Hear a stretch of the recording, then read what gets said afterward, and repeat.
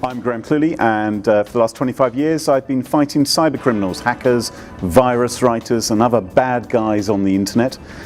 And now I write, podcast, blog and talk about cybercrime and hopefully educate people about some of the threats.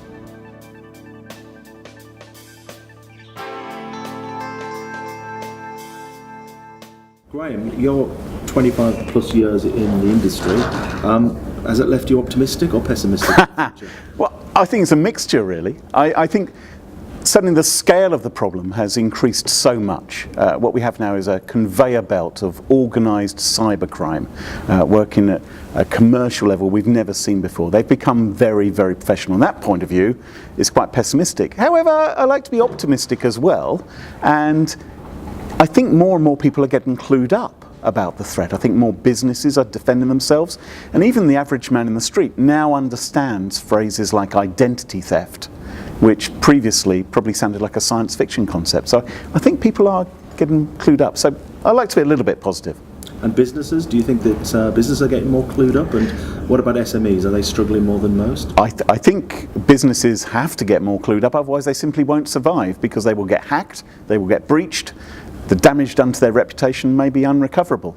SMEs have a particular challenge because they don't necessarily have the resources which the larger businesses do in terms of securing themselves, and so they will be working hopefully with third parties and experts to beef up their defences and protect themselves. There are challenges for SMEs when it comes to cybercrime, because you can be attacked at any time, but if you have a layered defence in place, then you can sleep at night. So are there particular industry sectors where you think they are most at risk? Presumably those big data-driven industries are the ones that are really vulnerable. Yeah, what the criminals are typically after is your data. The data which you're storing on your organisation or indeed your customers, because they can try and monetize that in a variety of different ways.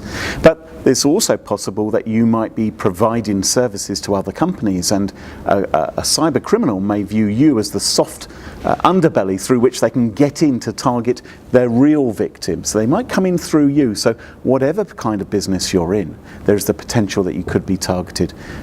Obviously, financial organisations, those are obvious targets, but I think these days any business is potentially a target. And if they don't want your data, they want your customers' data, presumably. Exactly, yes. And intellectual property, I guess that's also at risk. Your patent and your science is at risk to hackers as well? Whatever the crown jewels of your organisation may be, whether it's a customer database, whether it is your intellectual property, it's going to be something which the criminals can monetize. They can find someone else who will be prepared to pay for it, or indeed they'll try and blackmail you to have it returned to them safely. And so you've got to defend those sort of things. You've got to think, what can our company not survive if it loses control of it?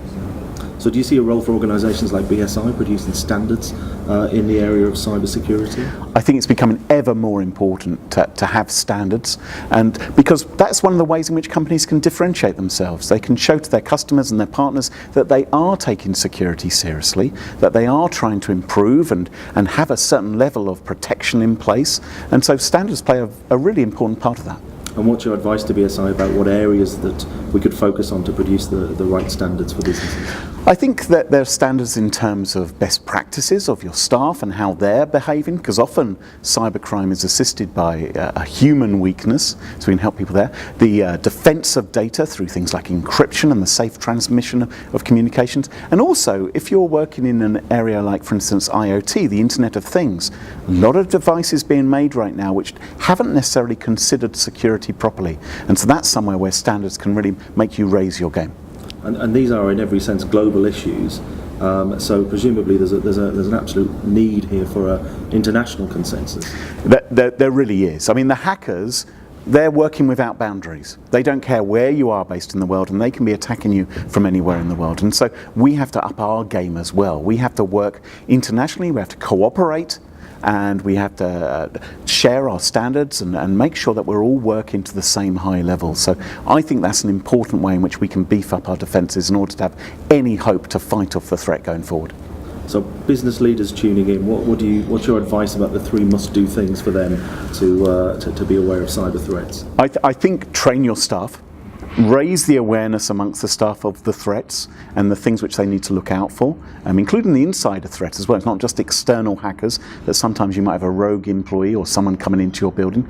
Make sure that you are properly and securely encrypting your data, and maybe do something a bit stronger regarding the likes of passwords, for instance. There's so many organizations these days which are being lax with passwords, choosing weak passwords or reusing passwords. So change your policies there. And if you do some of those things, you really begin to get a better layered defense to stop the hackers. Graham Cluley, thank you very much. Thank you.